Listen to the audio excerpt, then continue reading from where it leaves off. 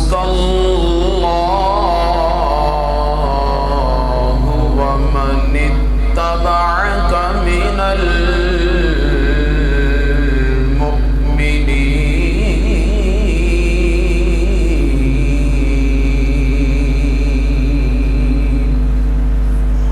صدق الله مولانا العظيم وبلغنا رسوله النبي الكريم الأمين إن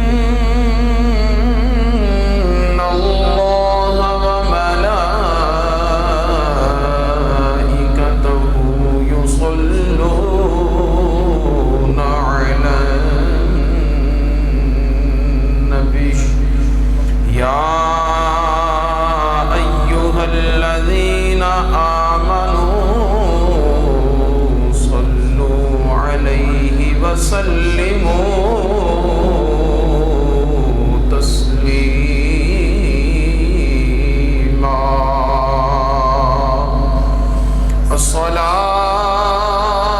الصلاة والسلام عليك يا رسول الله وعلى آلك وأصحابك يا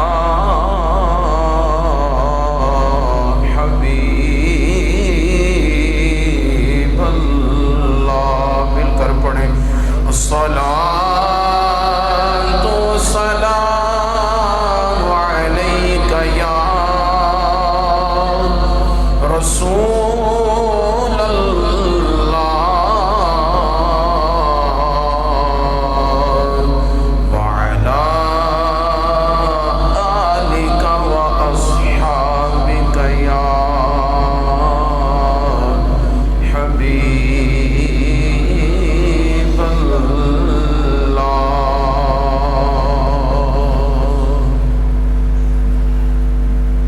صلي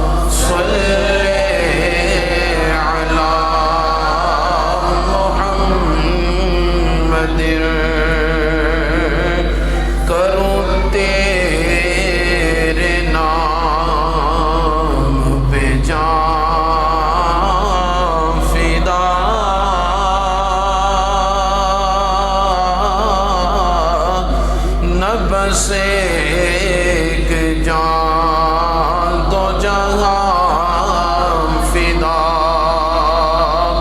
کروں تیرے نام پہ جان فدا نہ بس ایک جان دو جہاں فدا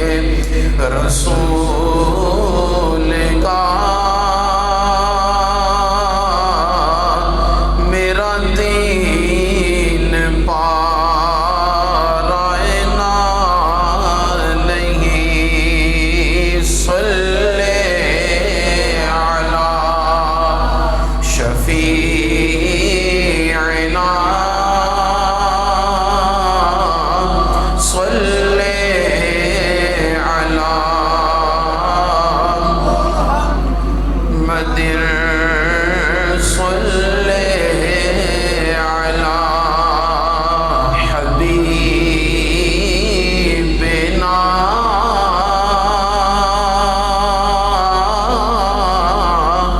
صل على محمد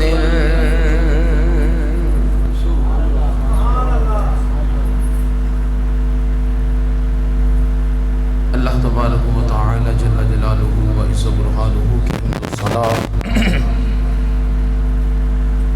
حضور نبی کریم رؤوف الرحیم تاجدار مدینہ سرور قلب و سینہ احمد مجتبیٰ امام الانبیاء شب اسرا کے دولہ کائنات کے مالک سید الانس والجان حبیب رب العالمین رحمت للعالمین صلی اللہ تعالی علیہ وآلہ وسلم کی بارگاہ اقدس میں ہدیہ درود و سلام کا نذرانہ عقیدت نہایت عاجزی سے محبت سے عرض کرنے کے بعد نہایت ہی واجب الاحترام قابل قدر میرے بزرگوں دوستوں اور غیور سنی مسلمان بھائیوں، اللہ تعالیٰ کے فضل اور اس کی توفیق سے الحمدللہ تعالیٰ جمعۃ المبارک کی ہمیں سعادتیں حاصل ہو رہی ہیں۔ خدا تعالیٰ اپنی زندگی کے آخری لمحوں تک ہمیں اپنی اطاعت اور اپنے پیارے محبوب صلی اللہ تعالی علیہ وسلم کی اتباع میں رہنے کی توفیق عطا فرمائے۔ ہمیشہ حق بات کہنے، سننے اور حق کا ہی ساتھ دینے کی توفیق عطا فرمائے۔ میرے معزز دوستوں، بزرگوں، ساتھیوں، یہ ذی الحج شریف کا آخری جمعہ شریف ہے۔ انشاءاللہ تعالی یہ چند ایام کے بعد ہمارا اسلامی سال جس کا محرم الحرام شریف سے آغاز ہوگا 1444 ہجری اپنے اختتام کو پہنچ کر پائے تکمیل ہوگی، اور 1445 ہجری کا محرم الحرام شریف سے انشاءاللہ تعالی ابھی چند دنوں کے بعد آغاز ہوگا۔ اللہ تعالیٰ کا کروڑوں مرتبہ شکر ہے کہ دنوں کی مناسبت کے ساتھ ہمارے خطبات اور ہمارے بیانات آپ سماعت فرماتے ہیں، جن کا تعلق ضروریات دین، ضروریات اسلام کے ساتھ بھی ہوتا ہے، اور ان کا تعلق ہمارے ایمان کے ساتھ بھی ہوتا ہے۔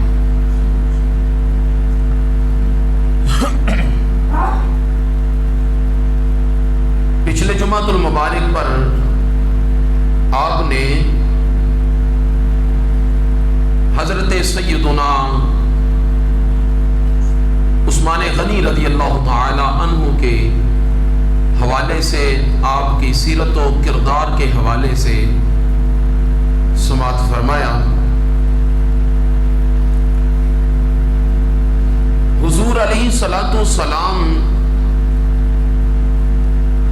چونکہ عالم ازل سے ہی اللہ تبارک و تعالی کے آخری نبی ہیں،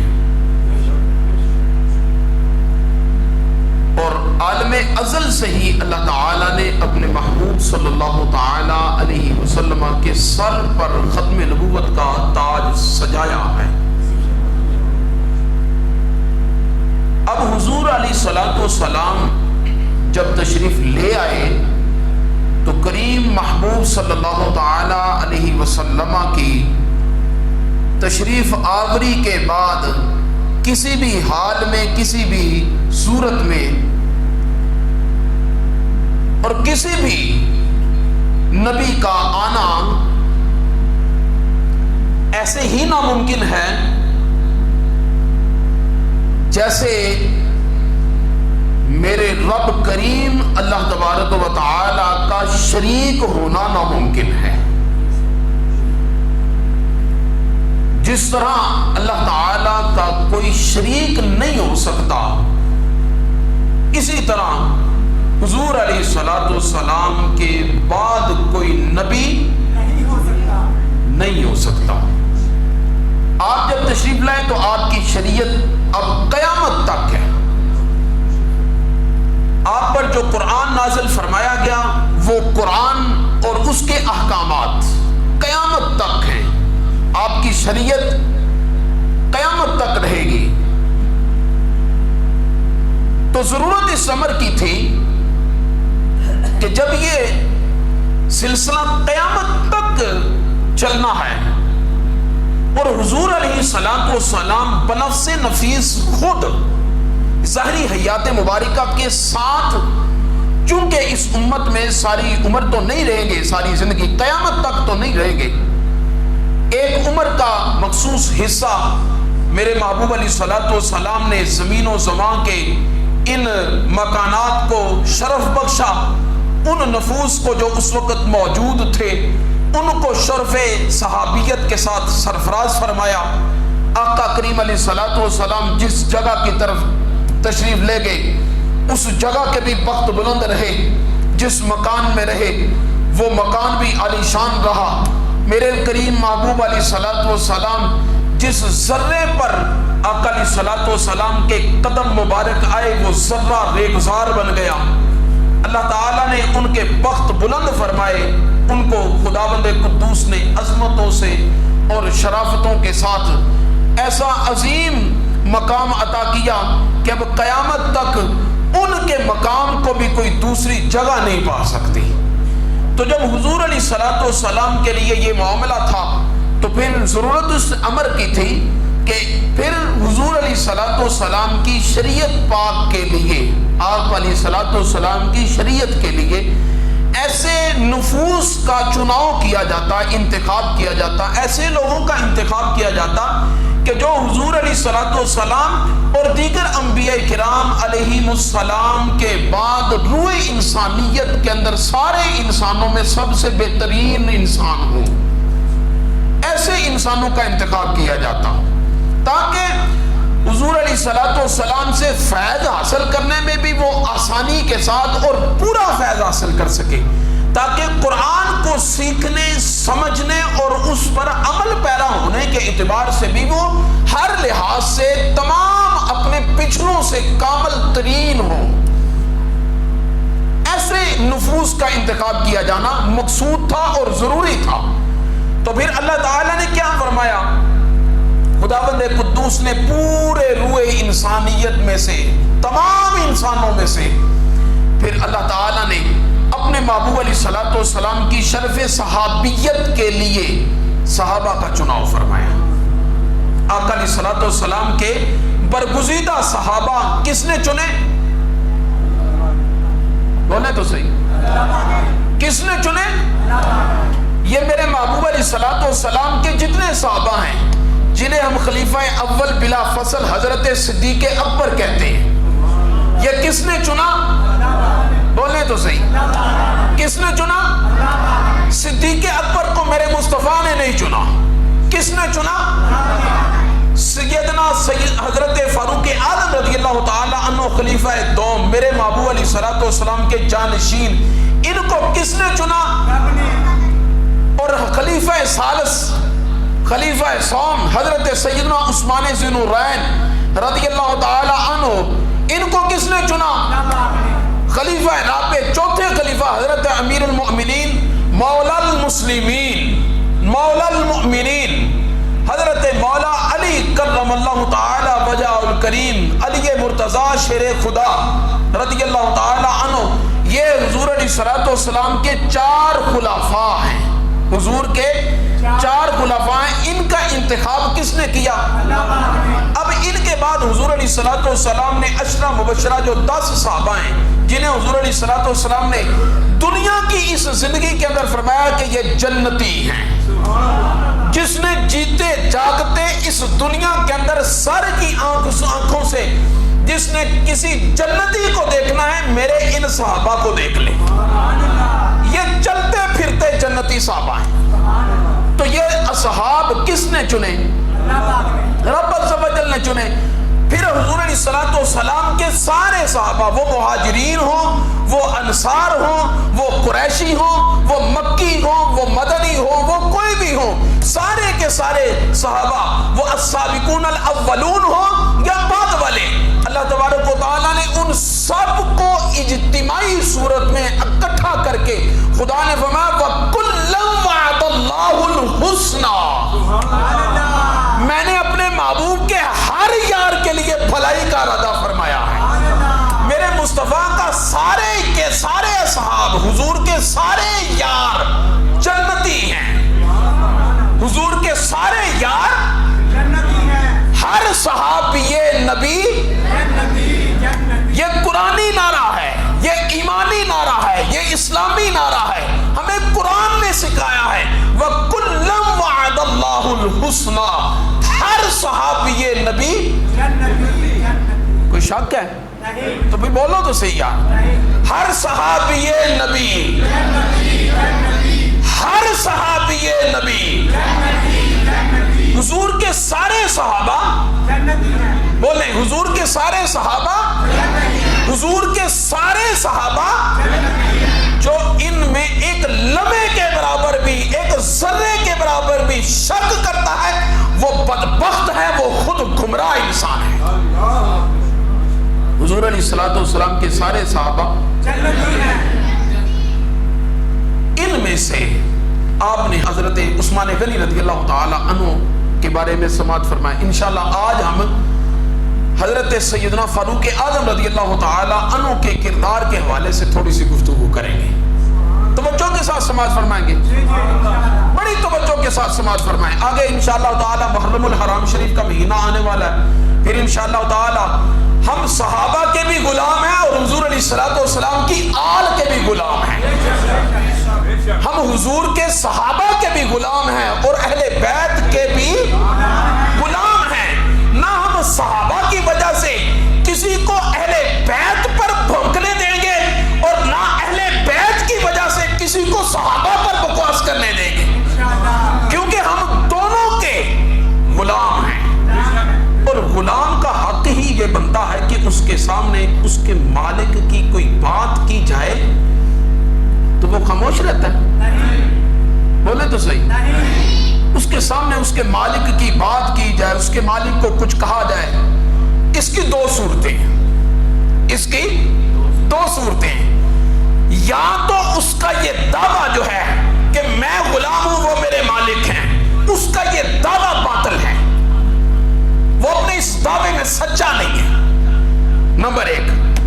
یا دوسری صورت، اگر وہ اس دعوے کے اندر سچا ہے اور اس نے اس کی بات کو سنا ہے تو جواب بھی نہیں دیا، تو پھر پتہ چلتا ہے کہ وہ اس نے ان کی مالکیت کو اور ان کے حق کو صحیح طریقے سے پہچانا ہی نہیں ہے۔ ایسا ہی ہے جی، اس میں کسی قسم کا کسی کو کوئی شک، کوئی تردد، کوئی کسی قسم کا کوئی ذیلی غبار نہیں۔ لہذا حضور علیہ الصلوۃ والسلام کے سارے صحابہ حضرت سیدنا فاروق اعظم رضی اللہ تعالی عنہ میرے محبوب علیہ الصلوۃ والسلام کے جانشین ثانی ہیں، دوسرے خلیفہ ہیں۔ سیدنا فاروق اعظم رضی اللہ تعالی عنہ مکہ مکرمہ میں حضور نبی کریم علیہ الصلوۃ والسلام پر آپ نے ایمان لائے، اسلام قبول کیا، تقریباً 7 سال تک حضرت سیدنا فاروق اعظم رضی اللہ تعالی عنہ مکہ مکرمہ میں حضور علیہ الصلوۃ والسلام کے ساتھ رہے۔ کتنے؟ اس کے بعد مدینہ منورہ جب تشریف لے گئے تو حضرت فاروق اعظم رضی اللہ تعالی عنہ حضور علیہ الصلوۃ والسلام کے ساتھ تقریباً 11 سال تک میرے کریم آقا علیہ الصلوۃ والسلام کے ساتھ رہے. آقا علیہ الصلوۃ والسلام کے ہر فیصلے پر حضرت فاروق اعظم رضی اللہ تعالیٰ عنہ ساتھ ہیں. آقا علیہ الصلوۃ والسلام اگر جنگ پر ہیں تو فاروق اعظم جنگ پر بھی ساتھ ہیں. حضور علیہ الصلوۃ والسلام اگر کسی اور معاملہ میں ہیں تو حضرت فاروق اعظم رضی اللہ تعالیٰ عنہ حضور کے ساتھ ہیں. مسجد میں اور اس کے علاوہ وہ صفا پر اور اس کے علاوہ جہاں پر بھی میرے کریم محبوب علیہ الصلوۃ والسلام نے جو صحابہ کے ساتھ مشاورت فرمائی تو مجلس شورا کے اندر بھی حضرت سیدنا فاروق اعظم رضی اللہ تعالیٰ عنہ حضور علیہ الصلوۃ والسلام کے مشیر ہیں. آقا علیہ الصلوۃ والسلام کے ساتھ ہیں. زندگی ساری حضور نبی کریم علیہ الصلوۃ والسلام کی اطاعت میں غلامی میں گزاری اور کریم آقا علیہ الصلوۃ والسلام کے ساتھ بے پناہ محبت فرمائی, بے پناہ محبت فرمائی. اس محبت کی مثالیں تو قرآن و سنت کے اندر بڑی پڑی مثالیں ہیں. ایک یہودی کا اور ایک منافق کا آپس میں کسی بات پر تنازع ہوا. ان دونوں کی زمینیں آپس میں ملتی تھیں, اکٹھی تھی زمینیں, یہودی کی اور ایک منافق کی. ان دونوں کا آپس میں زمین کو پانی لگانے پر اختلاف ہو گیا. یہ دیہاتوں میں پانی لگاتے ہیں نا زمینوں کو, باری باری پر لگاتے ہیں. اس نے کہا جی میری باری, اس نے کہا نہیں جی میری باری ہے. یہودی کہنے لگا ایسا کرتے ہیں تیرے نبی علیہ الصلوۃ والسلام کے پاس چلتے ہیں, ان سے فیصلہ کروا لیتے, تیرے نبی سے فیصلہ کروا لیتے. یہودی حضرت اس منافق کو لے کر اس مسلمان کلمہ گو کو, کلمہ پڑھنے والا تھا, اس کو لے کر تمام تفاصیل کے اندر یہ واقعہ ملتا ہے, ان کو لے کر حضور علیہ الصلوۃ والسلام کے پاس آ گیا. کریم محبوب علیہ الصلوۃ والسلام نے دونوں کی باتوں کو سنا. فیصلہ کرتے وقت انصاف کے ساتھ فیصلہ کرنا اور عدل کے ساتھ فیصلہ کرنا, اور پھر یک طرفہ بات سن کر فیصلہ نہیں کرنا, نہیں یک طرفہ بات سن کر نہیں. حضور نے اس کی بھی سنی اور اس کی بھی سنی. اب وہ کلمہ کو جو تھا وہ اپنے فیصلے کے اندر, اپنی بات کے اندر ذرا ڈنڈی مار رہا تھا. حضور کریم علیہ الصلوۃ والسلام نے فیصلہ حق پر فرماتے ہوئے اسے فرمایا کہ بھئی اگرچہ تو مسلمان ہے لیکن اس ایک معاملے کے اندر یہ سچا ہے, یہ یہودی سچا ہے, لہذا اس کا حق یہ بنتا ہے کہ اسے حق دیا جائے. دیکھیں میرے محبوب علیہ الصلوۃ والسلام کا عدل. کلمہ پڑھنے والے کو حضور علیہ الصلوۃ والسلام نے جب وہ حق پر نہیں تھا تو اسے باطل کیا, اور مسلمان اور یہودی کو آپ نے فرمایا کہ اب یہ وہاں سے باہر نکلا اور باہر نکل کر کہنے لگا, سوچنے لگا کہ یہ ہے تو یہودی. حضرت فاروق اعظم رضی اللہ تعالی عنہ کے بارے میں خدا نے قرآن میں فرمایا اشداء علی الکفار, میرا فاروق کافروں پر بڑا سخت ہوتا ہے. تو دل میں سوچنے لگا کہ اس یہودی کو میں فاروق اعظم کے پاس لے کر چلتا ہوں کہ جب فاروق اعظم رضی اللہ تعالی عنہ کے پاس لے کر جاؤں گا اور ان سے کہوں گا کہ آپ فیصلہ کر دیں, اور سٹارٹ میں شروع میں سے ان سے کہہ دوں گا کہ یہ ہے یہودی. تو جب وہ یہودی سنیں گے تو وہ اس کے مخالف ہیں, چونکہ لہذا وہ غضبناک ہو کر پہلے ہی فیصلہ میرے حق میں دے دیں گے چونکہ میں مسلمان ہوں. وہ کہنے لگا باہر نکل کے بھائی نہیں یہ بات نہیں ہے, فیصلہ ایک جگہ سے اور کروانا ہے. اس نے کہا کہاں سے کروانا ہے؟ اس نے کہا سیدنا فاروق اعظم رضی اللہ تعالی عنہ کے پاس چلتے ہیں اور ان سے فیصلہ کروائیں گے.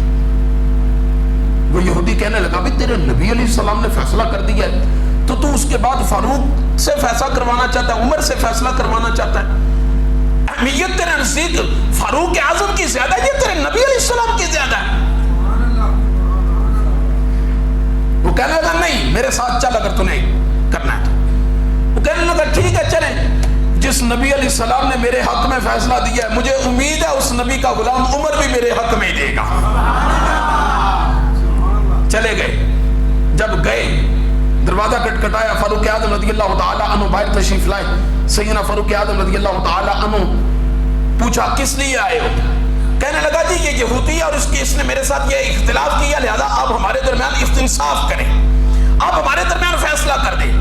حضرت فاروق اعظم رضی اللہ تعالی عنہ قبل اس کے کوئی بات کرتے وہ یہودی کہنے لگا عمر میری بات سنو, فیصلہ کرنا آپ کی عدالت ہے, آپ کے پاس سارا کچھ ہے, جب آپ کے پاس چل کر آ ہی گئے تو فیصلہ تو آپ نے کرنا ہے, لیکن ایک میری بات سن لے. کیا فیصلے کا تو جس فیصلے کو ہاتھ ڈالنے لگا ہے، یہ ذہن میں رکھنا کہ یہ فیصلہ اس سے پہلے تیرے نبی علیہ السلام میرے حق میں کر چکے ہیں۔ تیرے نبی علیہ السلام اس سے قبل یہ فیصلہ میرے حق میں۔ فاروق اعظم رضی اللہ تعالی عنہ نے یہ بات سنی اور سن کر ان دونوں سے فرمایا 1 منٹ کے لیے یہاں ٹھہرے۔ دونوں 1 منٹ کے لیے یہاں ٹھہرے، اندر تشریف لے گئے۔ اندر تشریف جب لے کر گئے تو آپ اب غور سے سنیں، وہ جو ہمیں امن کی درس دیتے ہیں اور امن کی باتیں بتاتے ہیں۔ امن سے بات کرے، امن سے رہے اور کسی کو ناراض نہ کرے اور کسی کے خلاف نہ کرے۔ سنیں فاروق اعظم رضی اللہ تعالی عنہ، قرآن مجید میں اللہ تعالیٰ نے فرمایا فَلَا وَرَبِّكَ لَا يُؤْمِنُونَ حَتَّى يُحَكِّمُوكَ فِي مَا شَجَرَ بَيْنَهُمْ ثُمَّ لَا يَجِدُوا فِي أَنفُسِهِمْ حَرَجًا مِّمَّا قَضَيْتَ وَيُسَلِّمُوا تَسْلِيمًا۔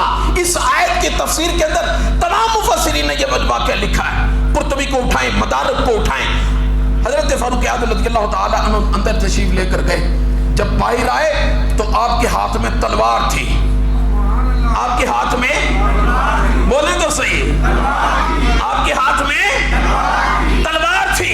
آپ نے وہ تلوار پکڑی ہوئی تھی اور قریب آئے اور ایک لمحے کے اندر بغیر کوئی بات کرتے ہوئے، بغیر کوئی گفتگو کرتے ہوئے، بغیر کوئی پوچھتے ہوئے، ایک لمحے کے اندر فاروق اعظم رضی اللہ تعالی عنہ نے اس منافق کلمہ کو کا سر اڑا کے تن سے جدا کر دیا اور تاریخی جملہ کہا جسے خدا نے بھی پسند کیا، مصطفیٰ نے پسند کیا، اور قیامت تک کے لیے میرا عمر اس ایک جملے کی وجہ سے فاروق اعظم قرار پایا۔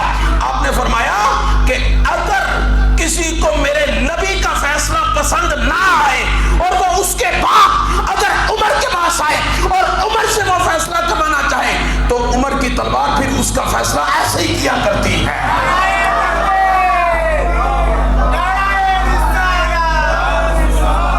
یا رسول اللہ،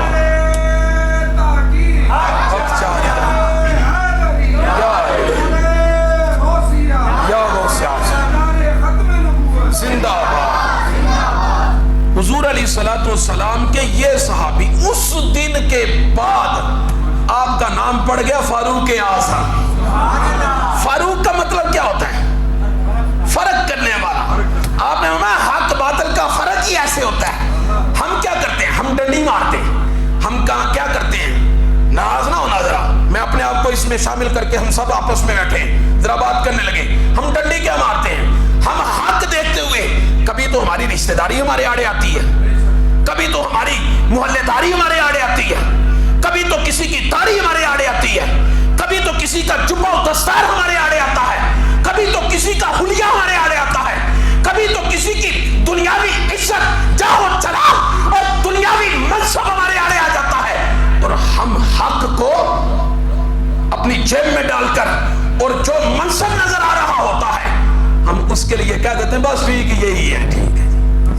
ایسا ہے کہ نہیں؟ بولیں۔ وہ معزز تھے زمانے میں مسلمان ہو کر کہ انہوں نے قرآن کو سینے سے لگایا اور قرآن کے مطابق فیصلے کیے۔ ہم خار ہوئے تار کے قرآن ہو کر، اور ذلت ہمارا مقدر کس لیے ہے؟ اس لیے حضرت سیدنا فاروق اعظم رضی اللہ تعالی عنہ کے ساتھ قرآن کریم کے حوالے سے آپ نہایت قرآن سے محبت کرتے ہیں۔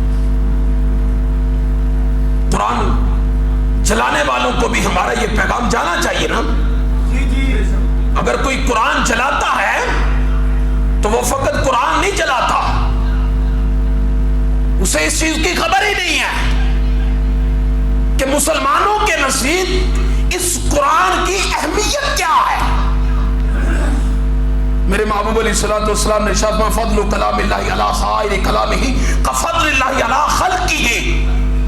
کریم محبوب علیہ الصلوۃ والسلام نے فرمایا میرے کلام، خدا کے کلام کی اگر فضیلت، عظمت اور اس کی برتری اور اس کی عزت دیکھنا چاہتے ہو نا تو اللہ کے پاک کلام کی فضیلت باقی تمام کلام پر ایسے ہے جیسے کفضل اللہ علی خلقہ، جیسے خدا کی فضیلت اپنی مخلوق پر۔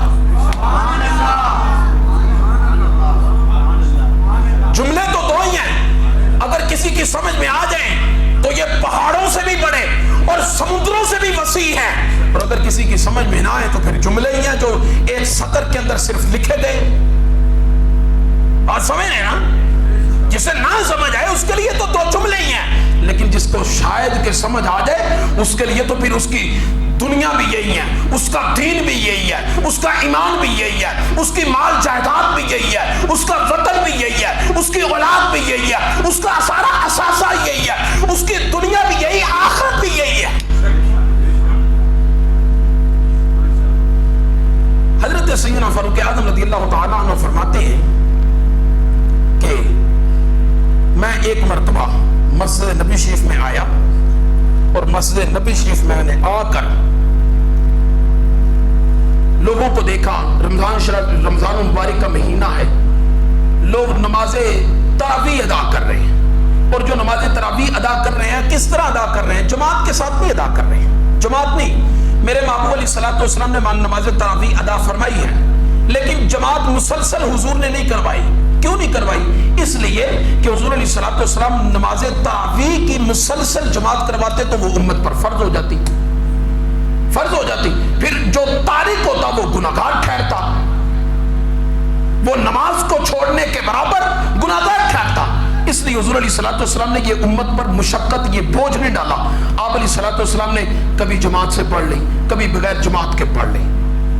یہ بھی ایک عاشق ہی سمجھ سکتا ہے، کسی دوسرے کی سمجھ کے اندر یہ بات نہ آئے تو میرا قصور نہیں ہے کہ کیا بات، یہ بات کہ حضور اگر جماعت سے پڑھے تو خدا اسے فرض کر دے، اور حضور جماعت چھوڑ دے تو خدا فرمائے میرے مصطفیٰ نے نہیں پڑھی تو لہذا تمہارے لیے بھی گنجائش ہے۔ یہ کوئی عاشق ہی سمجھ سکتا ہے اس چیز کو، ورنہ دوسرے بندے سے تو بات ہی نہیں ہے۔ فرمایا کہ میرے محبوب اگر جماعت سے پڑھتے، مسلسل پڑھتے تو امت کے لیے یہ فرض ہو جاتی، ہائے ہائے ہائے، امت کے لیے یہ فرض ہو جاتی۔ پتہ چلا ساری کائنات کا اثاثہ حضور ہی ہے، ساری عبادات کا کل اور اصل حضور ہی ہے۔ حضور کے بغیر نہ کوئی تراویح ہے، حضور کے بغیر نہ کوئی نماز ہے، حضور کے بغیر رب کعبہ کی قسم کسی کا قرآن پڑھنا بھی قرآن پڑھنا ہی نہیں ہے۔